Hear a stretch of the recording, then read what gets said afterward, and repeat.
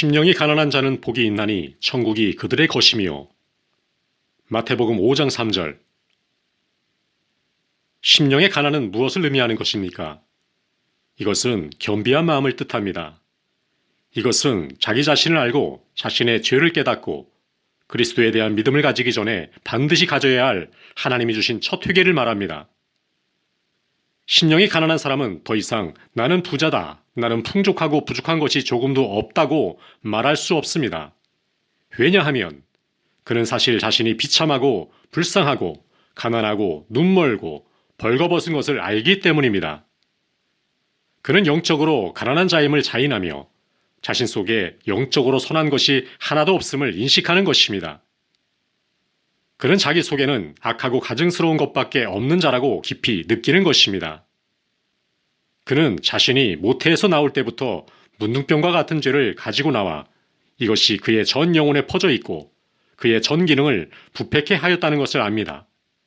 즉, 자만심과 과대망상증과 사람에게서 오는 칭해를 갈망하는 허영심, 증오심, 시기심, 질투, 복수심, 분노, 악의, 수만 가지의 형태로 표현되는 하나님과 인간에 대한 적개심, 속세에 대한 애착, 아집, 어리석고 파괴적인 여러 가지 욕망 등입니다.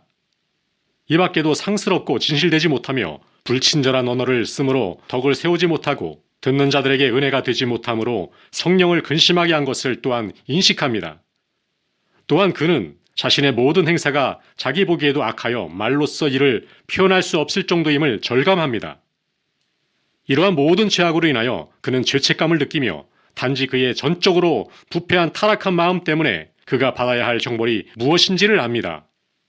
더구나 그의 악한 생각과 말과 행동 때문에 받을 형벌이 무엇인지를 압니다. 그는 자신이 저지른 죄악의 극소량으로라도 벌레도 죽지 않고 영원히 꺼지지 않는 지옥의 저주에 해당하는 것임을 한순간도 의심치 않는 것입니다. 무엇보다도 하나님의 독생자의 이름을 믿지 않는 죄책의 중압감을 느끼는 것입니다. 그리하여 그는 이와 같이 귀중한 구원을 소홀히 하고서 어떻게 그 갚음을 피할 수 있겠는가라고 말하는 것입니다. 믿지 않는 사람은 이미 심판을 받은 것이며 하나님의 진노가 그 위에 머물러 있는 것입니다. 그러면 하나님의 공정무사한 형벌에서 사면받고 그 영혼을 구원하기 위하여 그의 할 일은 무엇입니까? 그는 무엇을 가지고 주님 앞에 나아갈 것입니까? 무엇으로 하나님께 진 빚을 보상할 것입니까? 설사 이 시간으로부터 하나님의 모든 계명을 완전히 준행한다 할지라도 이것이 지난날에 저지른 한 가지의 죄도 말소할 수 없을 것입니다. 왜냐하면 지금부터 앞으로 영원까지 그가 행할 수 있는 모든 선은 하나님의 도우심에 의해서만 수행될 수 있기 때문입니다. 그러므로 그가 무슨 보상으로라도 지난날에 저지른 죄가를 변상할 수는 없는 것입니다. 이런 상태에서 그는 지난날에 지은 죄가를 속할 아무런 방법도 없음을 자인하지 않을 수 없습니다. 상실한 자신의 영혼을 되찾기 위하여 하나님께 내놓을 아무것도 전혀 없는 것입니다. 그러나 하나님께서 만일에 그가 앞으로는 다시 범죄하지 아니하고 언제나 전적으로 하나님의 모든 계명을 준수하겠다는 조건 아래 과거의 모든 죄를 용서하여 주신다 할지라도 이러한 하나님의 약속도 아무런 도움도 그에게 주지 못함을 그는 너무도 잘 아는 것입니다.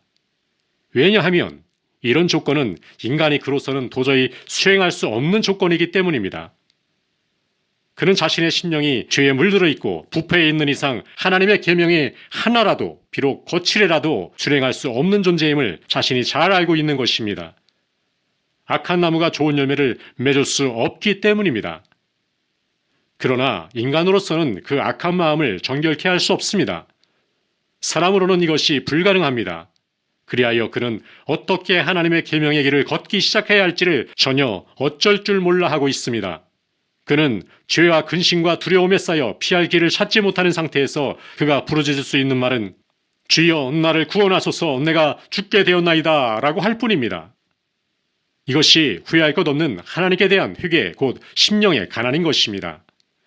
요컨대 심령이 가난은 우리 앞에 놓인 경주장을 달리는 데 있어서의 제1보인 만큼 이것은 우리가 안과 밖의 죄를 의식하는 동시에 우리 자신의 무력을 느끼는 마음입니다.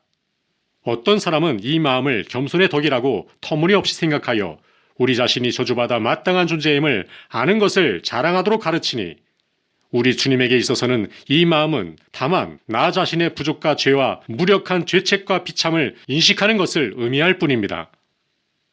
대사도 바울이 죄인을 하나님에게 인도하기 위하여 한 그의 말은 예수님의 사상을 뒷받침해 줍니다. 바울은 하나님의 진노가 불의로 진리를 막는 사람들의 모든 불경건과 불의를 향하여 하늘로부터 나타난다 라고 하였는데, 이 말은 이교도에 대한 고발적인 말로서 그들의 불의 때문에 하나님의 진노 아래 있다는 사실을 표명하고 있습니다. 그러나 그는 유대인들도 이교도들보다 더 나은 것이 없기 때문에 그들도 역시 이교도들과 마찬가지로 하나님의 정죄 아래 있다고 말한 것은 그들이 고상한 겸손의 덕에 이르도록 하려고 함이 아니라 인간들의 변명하는 모든 입을 막고 온 세상을 하나님의 심판에 복종하게 하기 위함이었습니다. 바울은 계속해서 그들은 다 함께 정죄를 받은 인간들일 뿐 아니라 자력으로 자신들을 구원할 수 없는 무능력자임을 나타내려는데 그 목적이 있음을 밝혔습니다. 요컨대 율법의 행위로 하나님 앞에서 의롭다 하심을 얻을 사람은 하나도 없는 것입니다. 그러나 이제는 율법과는 상관없이 예수 그리스도를 믿음으로 말미암은 하나님의 의가 나타났다. 그러므로 사람이 의롭다함을 얻는 것은 율법의 행위 없이 믿음으로 되는 줄 우리가 인정하노라 라고 바울은 천명했습니다. 이 모든 표현은 결국 한 목표를 지향하는 것입니다. 즉, 사람들로 그들의 교만을 꺾고 티끌에까지 낮추며 자기들이 겸손의 덕을 가졌다는 어리석은 생각을 버리게 함과 동시에 자신들은 전적인 죄인으로서 정죄를 받은 인간인가 무력자임을 자각케 하여 자신들의 가진 모든 것을 포기하고 우리의 의가 되시는 강한 구원자 예수 그리스도에게 매달리게 하려는 것입니다. 죄인이여 깰지어다. 그대 자신을 알라. 그대는 죄악 중에 지어졌으며 모친이 죄 중에서 그대를 잉태하였음을 알고 느낄지어다.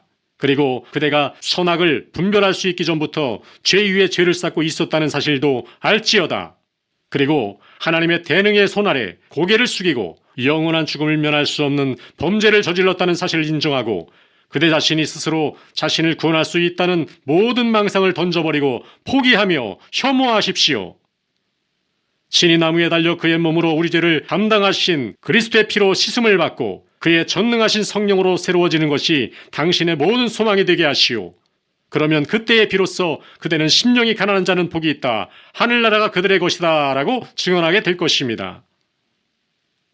이것이 곧 우리 속에 있는 하늘나라, 하나님 나라로서 성령 안에서 누리는 의와 평강과 기쁨인 것입니다.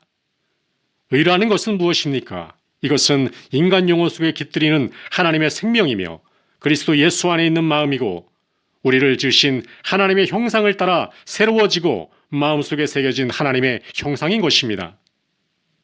그리고 이 평강은 하나님의 평강으로서 우리가 그리스도의 피로 말미암아 하나님께 받으심이 된다는 확신 아래 우리 심령이 누리는 즐거운 평정을 뜻합니다. 이러한 평정에는 하늘아버지를 거스르지는 않을까 하는 두려움 외에 모든 두려움은 없습니다. 이러한 내적 천국은 성령 안에서의 기쁨도 의미합니다. 우리의 지난날의 지은 죄를 사유하시기 위하여 우리에게 그리스도의 의를 돌리심으로 우리 마음에 예수 안에 있는 속량을 인치시고 그날에 의로우신 재판장이 내리실 면류관을 우리가 받을 것을 보증해 주시는 분이 성령이십니다. 우리가 이것을 하늘나라라고도 하는 것은 우리 심령 속에 하늘이 이미 열려 하나님의 보좌로부터 솟아나는 기쁨의 강이 흐르기 때문입니다. 누구든지 하나님께로부터 심령의 가난을 받아서 자신이 이뤄진 상태에 있다고 느끼는 사람은 거짓말하실 수 없는 하나님의 은혜로운 약속을 통하여 하늘나라를 받을 권한이 있는 것입니다. 하늘나라는 어린 양의 피를 대가로 우리가 얻는 것입니다. 하늘나라는 아주 가까이 있습니다. 당신은 그 천국의 바로 옆에 서 있음을 아십시오. 한 발자국 더 나가면 당신은 의와 평강과 기쁨의 나라로 들어가는 것입니다. 당신은 전적으로 죄인입니까? 세상 죄를 지고 가는 하나님의 어린 양을 바라보십시오. 당신은 전적으로 거룩하지 못한 존재입니까? 아버지 앞에서의 우리의 대언자인 의로우신 예수 그리스도를 보십시오. 당신은 조그만 죄도 속량할 수 없는 존재라고 보십니까? 그리스도는 당신의 모든 죄를 위한 화목제물이십니다. 지금 주 예수 그리스도를 믿으십시오. 그러면 당신의 모든 죄는 도말됩니다. 그대는 스스로를 영육간에 전적으로 부정한 존재로 여기십니까? 여기에 그대의 모든 죄와 부정을 씻어줄 셈이 있습니다. 일어나 그대의 모든 죄를 씻어버리십시오. 불신앙으로 약속을 더디 믿지 마십시오. 하나님께 영광을 돌리십시오. 감히 믿으십시오. 지금 당신의 마음속 깊은 곳에서부터 다음과 같이 부르짖으십시오. 당신의 피의 외침을 듣고 예, 나는 항복합니다. 마침내 나는 항복하나이다. 내 모든 죄와 함께 나 자신을 나를 속죄하시는 하나님께 던지나이다. 그때에 그대는 주님을 배워 온유하고 겸손한 자가 될 것입니다. 이것이 참으로 진실된 그리스도인의 겸손인 것이니 이러한 겸손은 그리스도 예수 안에서 화해가 이룩되어 하나님의 사랑을 느끼는 데서부터 흘러오는 것입니다. 이러한 의미의 신령의 가난은 죄책감과 하나님의 진노를 느끼는 마음이 사라질 때 비로소 생깁니다. 그리고 이것은 또한 우리가 가진 모든 선한 생각과 말과 행동은 하나님의 분초마다 물주시어 가꾸심이 아니면 우리 스스로 절대로 가질 수 없다고 생각하여 하나님을 전적으로 신뢰하는 한편 모든 칭해는 하나님께만 귀속됨을 알아 인간의 칭해를 거부하는 태도와 통합니다. 이러한 태도는 동시에 하나님이 이미 용서해 주신 지난날의 죄거나 또는 우리가 죄의 상태로 되돌아가지 않는다 할지라도 우리 마음속에 남아있는 죄 때문에 하나님 앞에 가지는 수치감도 포함됩니다.